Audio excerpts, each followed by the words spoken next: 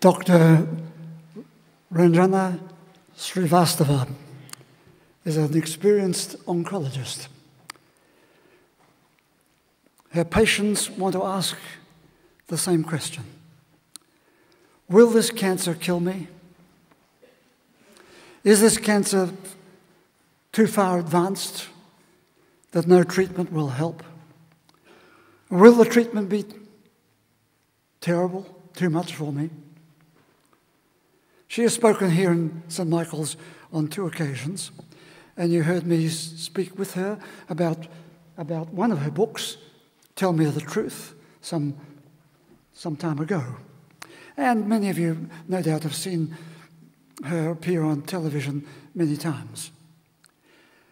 No one would have the slightest doubt about her specialist skills as a doctor, as an oncologist. But you will quickly recognize, if you've seen her, that she has something more than her outstanding medical skill. Something more. Is it about the way she talks to people? Is it about the assurance of her personality? Or is it about the way she listens to people? Or is it about her capacity to be with another person in a world of such anxiety, in which all of her skills cannot give the definitive answer her patients really want to hear? And in the face of one of her patients' anguish, she stopped and reflected. I remind myself, it is enough to simply stay and listen.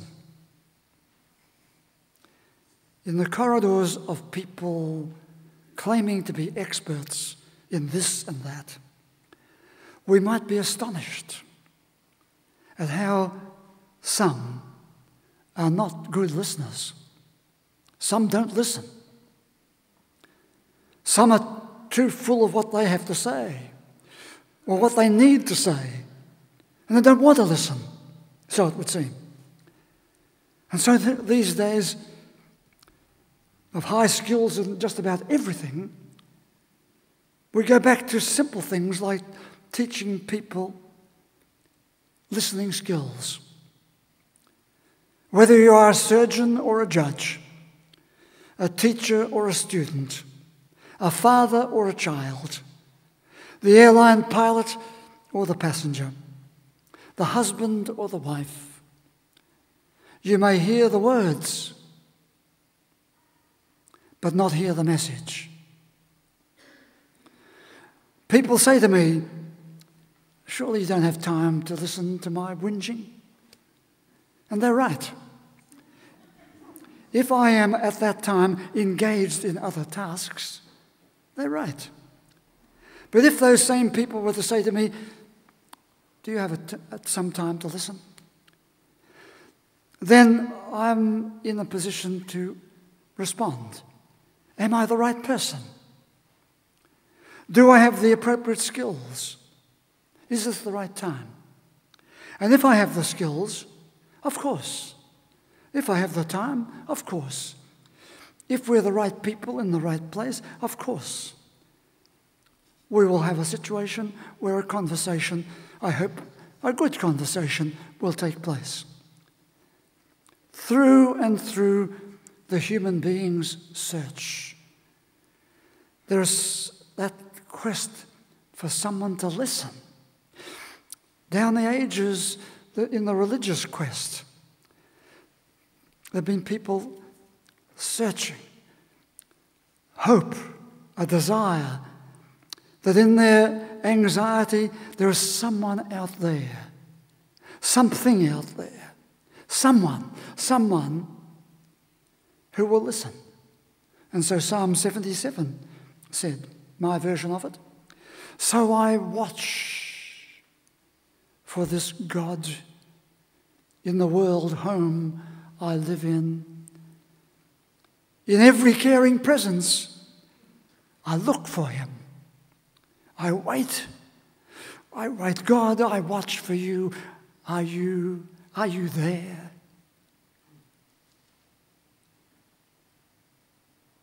Or the other psalm said, surely you could be a strengthening presence. That's what I need. Help us to believe in the power of your goodness, which will always be greater than our anxieties. Or the other psalm, the psalm I read, 25. You help me get over the past. You set my feet on a different footing. Or Psalm 27 said, so I focus on that presence of a loving, caring God. Is there such a God? And I say to that good, caring presence, I want to believe in the goodness of life again. Would you show me the way? Show me the way. So there we have some of the key characteristics of a good physician. A good caring presence, pointing us to the goodness of life again. One who will show us the way. A woman in her middle 50s tells me of her 3 huge traumas that she's been through. The death of 2 of her grown-up children and the long, drawn-out dying of her husband. 12 years of it. And now she is facing a 4th crisis. She herself has a life-threatening cancer. So I ask, how would you like me to help you? And she replied, I only have a very short time to live. It would be easy for me to give up. It would be easy for me to just be angry about the sheer injustice of life, the bad hand that I've been dealt. But I would like to make these last months better than all the months I've had. And I want you to help me, so show me the way. Show me the way. I almost said, how can I show you the way when my experience is not your experience? When the whole of your life has been lived in one area of your own specialty, your own life story, quite apart from how can I show you the way? Then a flash of insight came to me. In that instance, I realized that all the people who come to see me have been living their life out there in their way, often in territories, in areas quite foreign to me. But they all say in different words, I want to live my life now better than before. So would you show me the way? I could reel back and say, but how can I show you the way to live your life when I don't know your life? So what is the answer? Ranjana Srivastava, in her book, says it was enough to simply say, I will listen. Yes, listen. Listen. But more, there is something in the human presence as you listen.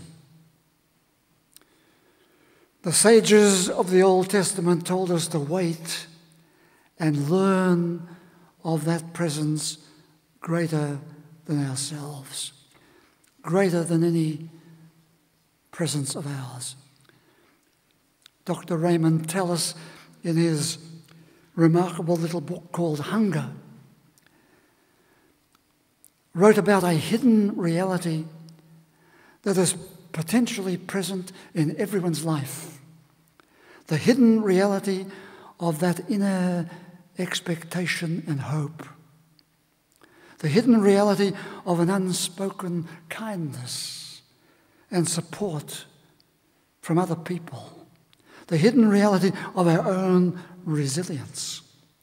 That capacity that keeps calling us back to face even the terrible realities of the present and the future. And the key characteristic of the best physician is in fact dormant in all of us. Dormant in all of us. That sleeping presence in all of us. The rediscovering of an inner strength. Rediscovering the strength of the inner spirit. In times when we seem so spiritually dead, or in times which are loaded with anxiety. All in all, we will run into situations and people that leave us stranded, leave us without that strength of purpose, leave us stripped of any real direction that will restore our morale or revive a worthwhile sense of meaning in life. And what do? When those things happen to us, we need courage. We need courage for that. Paul Tillich, back in 1952, wrote this little book that you all know about because I've spoken about it for the last 45 years and far earlier than that. This little book is called The Courage to Be.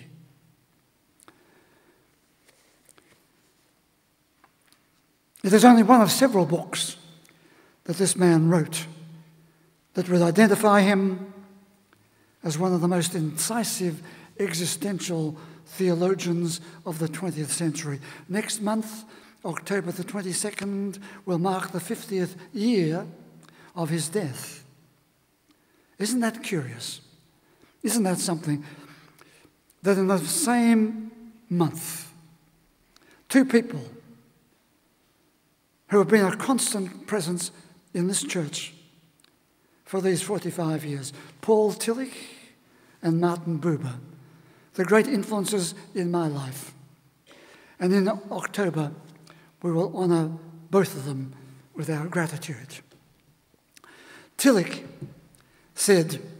Paul Tillich said, we are every day surrounded by threats to our life, to our being, and to our well-being. Every day, the question is there. Who will we be? What will we be? How will we find the courage to be the people we really would like to be? The courage to be, in spite of all that would undermine our sense of being what we'd like to be. We need courage. Courage to get our lives in focus. We need courage to cope with the hazards and the things that would undermine our confidence and our morale, that would question our very existence, that would leave us stranded somewhere between here and there, or there and nowhere. In another place, I'm going to name 12 aspects of this courage that we all need. The courage we need. The courage that in fact is waiting for us to claim. The courage that remains powerless, in fact, until we give it life, until we activate it. Way back in the early years of my time at St. Michael's, I invited a minister from New York, indeed from one of the largest congregations, Riverside Church in New York. And whilst he was here, he told me the story that one time in his past history, a painter he hired a painter to come in and paint the interior of his apartment in New York. The painter was somewhat overwhelmed by being in the house of a famous preacher. And he didn't quite know how to talk to him. But as he did his painting, he wanted to talk to the preacher about Jesus of Nazareth. But he didn't want to use his name, so he kept calling him the fella. And he would say to the preacher, "You know what the fella said? What did the fella say? What did the fella say?" So in the context of being in touch with the courage we need, what did the fella say? He said, "Set your troubled hearts at rest." He said, "Keep on asking, keep on searching, keep on knocking." But we all need courage to do it. Courage. We sometimes forget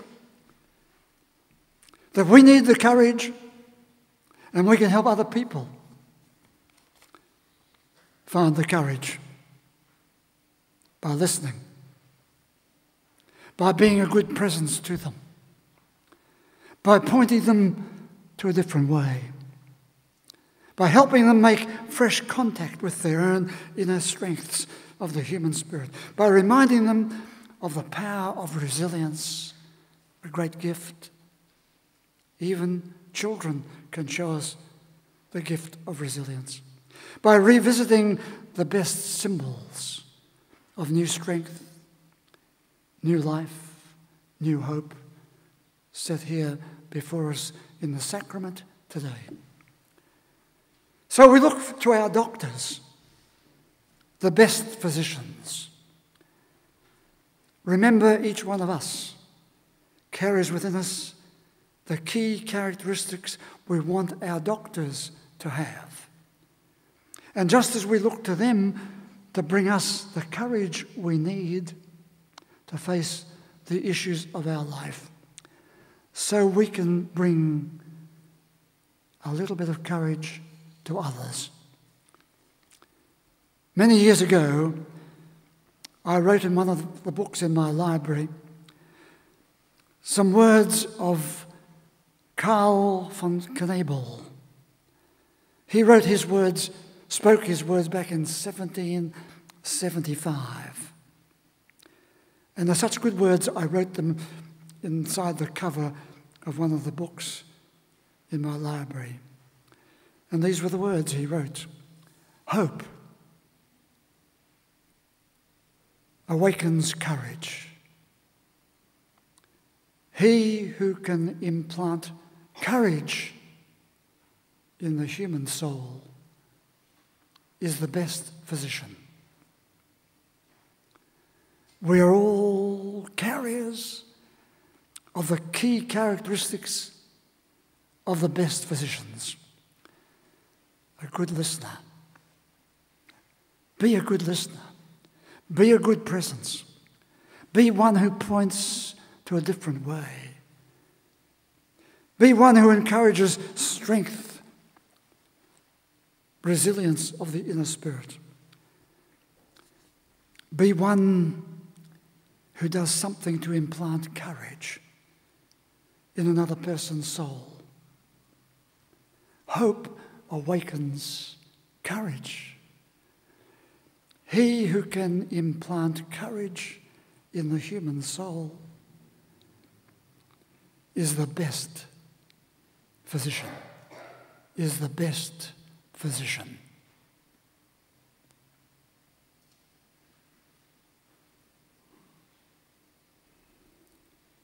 Would you please stand?